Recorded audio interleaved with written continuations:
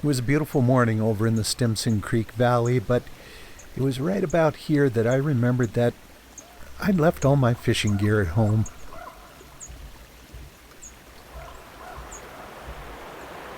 Now, it is true that when I head out fishing, I quite often spend more of my time just taking pictures.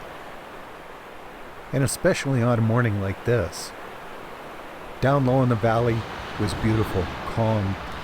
Up top, going over the hump on Hailstone Butte, the wind was screaming, and it was cold.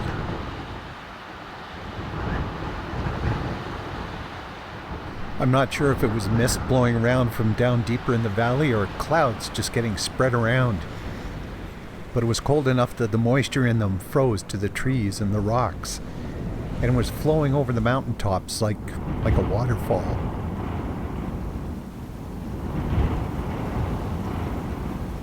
But once I was over the summit, things calmed down a little bit.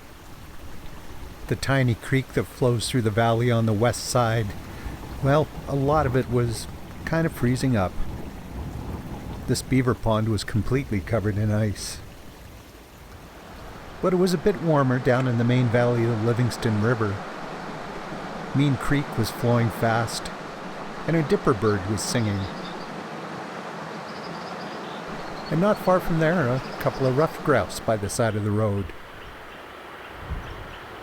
But my original reason for coming over this way was to do some fishing.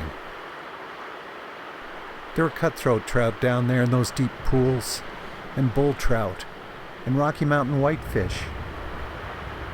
But since I forgot to bring my gear, they would remain unbothered by me. And the fish would remain equally as unbothered in the deep green pools of the nearby Old Man River. If anything, the water looked even nicer over here. I'm pretty sure this little dipper would agree. No, I wasn't going to get any fishing done, but at least I remembered to bring my camera. And in truth, the waterfall on the upper Old Man River is a lot easier to photograph than it is to fish.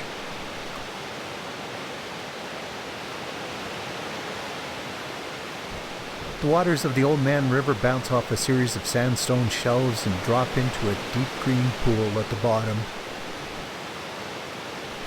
A nice place just to sit and relax. Which I did. I even found one last harebell. I turned around there and headed back down the river, out to the valley where the Old Man, the Livingston, Dutch Creek and Racehorse Creek all come together. The only other fishermen I saw were these mergansers.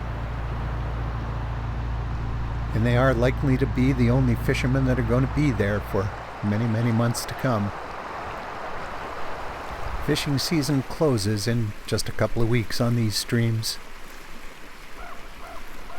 And not long after that, snow will close the roads.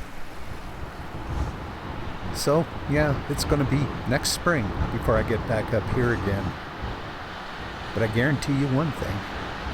I ain't going to forget my gear.